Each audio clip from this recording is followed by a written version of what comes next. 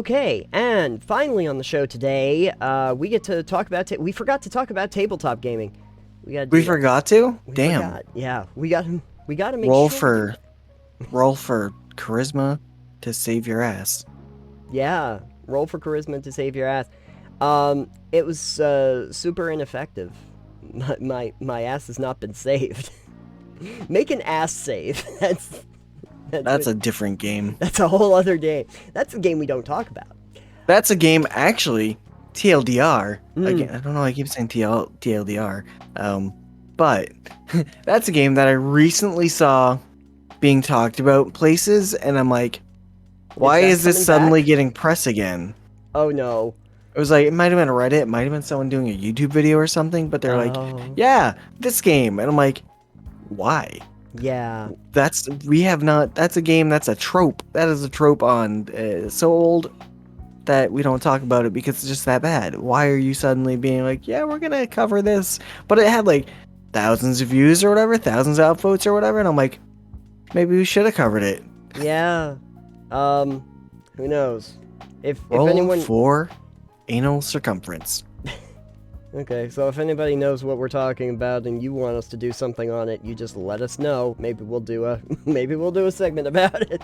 Yeah, that'll be like demonetized. If we were monetized on If we were YouTube, that would be monetized, we would not be. demonetized. Yeah, we wouldn't be anymore. But we're not talking about this. Although, kind of wish that the segment wasn't called Crit Think after we.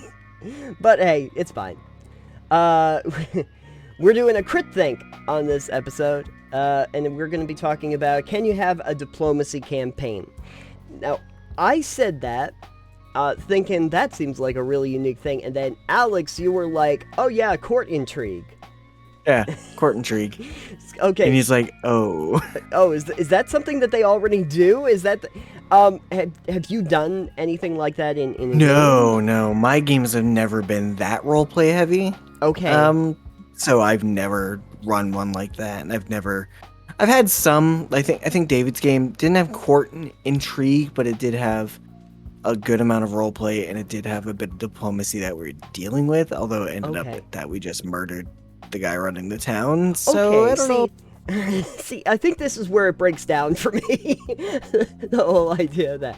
But what I'm really thinking about is like straight up a specifically diplomacy campaign. Like we're not doing the combat. Like imagine only skills that are related to like your social skills or your informational gathering ability, or your ability to subvert people, or do the con game in a lot of ways, gathering information, like not with swords or have any of that kind of equipment, but like your weapons are like your legal paperwork and your treaties that you are putting in front of people, and So yeah. here's the thing for me with that is that I think it's far more interesting to play a diplomatic game person to person than it is they play an RPG that would be diplomacy and intrigue themed, where you're playing versus the dungeon masters or the storytellers characters. Okay. Because then it comes down to dice rolls Okay. and skill points, as opposed to if you're playing like the actual game diplomacy, where you actually Sure. have to make deals and backstab your friends and do all the court intrigue, but for real, essentially. Yeah. Because you're playing against your friends, but you also have to do alliances and you have to do deals and trades. So it's a game of negotiation. Oh, sure. You're doing that with real people, so it suddenly becomes less of, all right, well, these are characters that the DM is playing, and these are your characters and what they want, and you have to roll for skill checks, and it becomes more of a, all right, well, I say I'm gonna do this, but I'm also gonna backstab you, and I'm not telling you that. Right. But then they're doing their deals on their end, Okay. so it becomes way more intricate on that end, because you've only got plans for what you're gonna do, and everyone else has their own plans, even if that involves you or involves backstabbing you. So to me, it's more interesting to do it that way. Okay. You can still do a good diplomacy campaign in like an RPG Hmm. for sure. I Okay. just find it more fun to do diplomacy when everything is at stake. And you can my favorite line from playing diplomacy when backstabbing someone was hell would have been preferable. Very good, very good. Okay, but let's say I'm a masochist, and You're a masochist. okay, I'm a masochist, and oh no, I need I need somebody in the court to give me a legal injunction or something like that. But I've determined that using the framework of like an actual RPG, where I have to make a lot of choices and roll for things. I am looking to play essentially like the diplomatic game, in order to win over hearts and minds or strike fear into my enemies. But in a way that doesn't necessarily involve the combat mechanics that we think of, or maybe a modified version of combat. You know, So you want to do social combat? I'm thinking, yeah, like imagine a social combat in similar fashion to the way you might have seen it in a few different games, the social skills that they put into like Outer Worlds, where you can actually level up your social skills, but then there are actual things in combat that cause your enemies to be more afraid of you or to get confused by your presence, depending on what you have leveled up in that particular game. So I'm thinking to myself, like, that might actually translate over. Like, you could have social skills that you actually use as your attacks in some ways against somebody else. In that respect, I've seen it also in like Thea the Awakening. That was a card-based game, obviously, but that one, there's many different ways to approach your combat, and one of them is through a social dialogue, and so characters with higher social skills will usually do better in those combats, even if they are not physically capable. But again, that is kind of like, you take this number, that number is good. I roll this number that says I have winning smile. I roll winning smile. Does that hit up against essentially their mental fortitude in some ways? Like, you'd have to restructure a lot of things, like hit points might not be hit points anymore. How you do rounds, might not be the same. But I mean, I could see where you could take the basic framework maybe and just revamp it so it's not so much like I hit something with a sword, but I hit something with my withering discontent at your opinion. I'm just thinking of an RPG called The Quill and Barb. Oh, fun.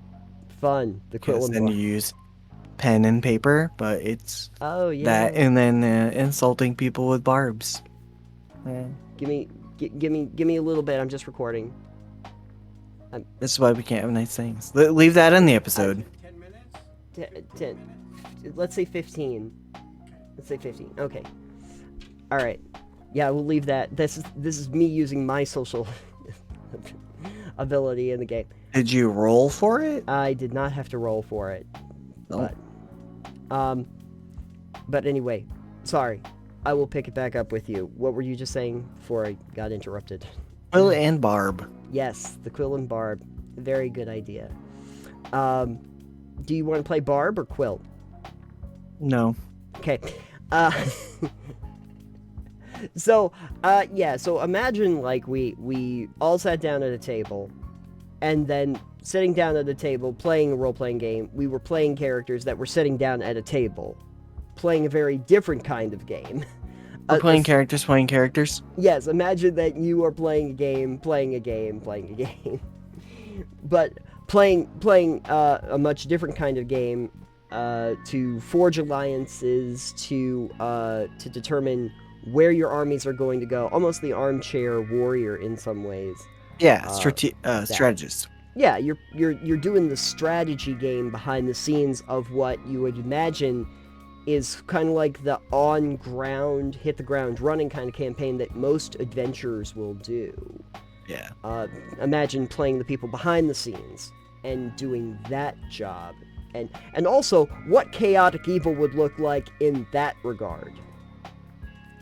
If you... Everyone's going everywhere. Everyone Divide and conquer. divide our own armies to conquer our own armies. Welcome Perfect. to chaotic evil. What kind of modifications do you see that we might have to make in order to kind of like take the same structure of an RPG but apply it more to the social aspects? Well, I mean, of a for game? that, for instance, you would, instead of taking a lot of your skills that are physically based in like D&D, you could probably swap out a bunch of those for more social skills. Mm-hmm. Yeah. You could still keep like intimidation, for Yep. instance, deception, but you would want some other ones like mockery or appraisal. Of you could use that a different way.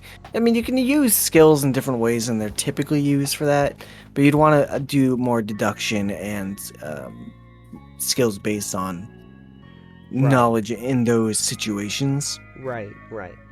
I could also see where you might be able to utilize your skill and just kind of like redefine what the skills are. Like, if you took the array from a Dungeons and Dragons, you take your strength and your endurance and your, dexterity, those sort of things. Those might have different connotations in a world where your goal is to convince people of things. Your strength might actually help you with intimidation. Or your resolve in some ways about like what position you're coming into things on. Endurance, again, being able to deal with people for long periods of time, being able to almost just outlast others in debates. I can see where those things... Dexterity actually might be very useful for like sleight of hand if you're looking to kind of play the cloak and dagger kind of aspect of it, sans the dagger. No, including the dagger. You include the dagger. It's a letter opener now. Yes. It's a letter opener. Proficient in letter openers. Yeah, exactly. So you can do that. I can also see some of the skills also being very useful, but you just have to try to apply them to more of a social situation than anything else. I can see like history, those sort of things actually would be very useful if you understood the history of other people that were at that table. Yeah. You could definitely use those knowledge abilities as well. And stealth. Actually, stealth could even be very useful, especially if you do recon. That would be very good. But I think you could use the same framework, but you'd really have to start redefining what those things actually do in the context of it. Right. Yeah. If you were to GM something like this, I wouldn't. Okay. That's how I would do that. Yeah, I would not GM something like this. Okay. You can't imagine, like, if we said, like, let's take the Star Wars RPG, for instance, and we're going to roleplay the Senate. We're going to do the Senate scene. I am the Senate. You are the Senate. That's why there we go. That's why you're GMing. You're the storyteller in this situation. That's why you are the Senate. But you're Palpatine as the GM. Unlimited power. Unlimited power. They have left me scarred. And then all of your players are like members of the Senate that are trying to like dethrone you. And just force lightning them all. But that's how that plays out. In this context, the Force lightning isn't there. You've been left scarred. You don't have the Force lightning in this. Sorry, you don't have the Force lightning at your disposal. You got to win this through other means. You gotta go in with a little bit more of the Senator, whatever his name was, and it was Palpatine. That's right. Yeah. Yeah, Palpatine. Shmi? Sheed? Yeah. Okay. Little less Darth Sidious. You can't do the Darth Sidious thing. You have to do the Palpatine thing. So now you're Senator Palpatine, and you're going into this, and maybe you're GMing, and there's just your entire party is just Senator Palpatines. So obviously the Force powers aren't necessarily going to be as big a deal. No one's going to be using that, and we're just going to have Force lightning all over the place. But now they actually have to resort back to their actual skill working the political system that they're in the Republic. So, what is the main way that you approach that for your players? That's Palpatine? As the person running the game for a whole host of Palpatines, your party is all Palpatines. It's Palpatines all the way down. That's all you have. You just have you have so many Palpatines. Too many Palpatines. That's all you got. And now you gotta figure out a way to run this game, because the Palpatines want to disband the Republic and start the Galactic Empire. That's their goal. Well, then I start forming a resistance. You start forming the resistance. Okay. Excellent. Okay. How in that scenario, though, do you want to utilize some of the skills that... Oh, I have no idea. No idea. No idea. Okay. I'm drawing a blank. You're drawing a complete blank? Maybe drawing a blank could actually be a benefit. You just have a blank piece of paper that you put up in front of people. That would confuse them. Yeah. In the Senate. Yeah. No, that I feel like a campaign like that is a lot more of setup. Sure. Then we did talk about this in our last episode. Like, my style is not high prep. Mine is fairly low prep. Yeah. And I feel like that type of campaign is a lot higher prep. Right. Because then you need to know people's motives and desires and what they're trying to go for. And boy, do I not have mental energy for that. Yeah. Because, I mean, for me, I think the problem that I would end up with is I'd want to actually write out an entire treatise of... No, in that case, it'd be fine, but you write it out on paper and then slide it across the table to your players. Right. And now... You don't monologue it. No, I'm not going to monologue it, but I would say that there are certain things that are going to be... Actually, that would be an interesting idea. That if your players actually had certain pressure points of sorts, like things that they definitely need, or things that they care about more in terms of like what they're looking for from this. That actually would work well. Yeah, so now you're looking at those individual passages, like these individual paragraphs that might conflict with the different characters' goals, their ideals. And some that are going to be okay with it, some of them that are not. And then those paragraphs, as we're going through this, have to be deliberated over. They have to be talked about. You have to be able to convince somebody else of what that is. We might have to roll, we might have to apply pressure in another direction on them.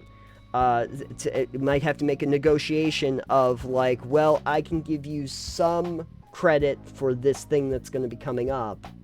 Gotta get the high school debate team together for a game like that. You gotta get the high school debate team together for this. That'd be absolutely great. So...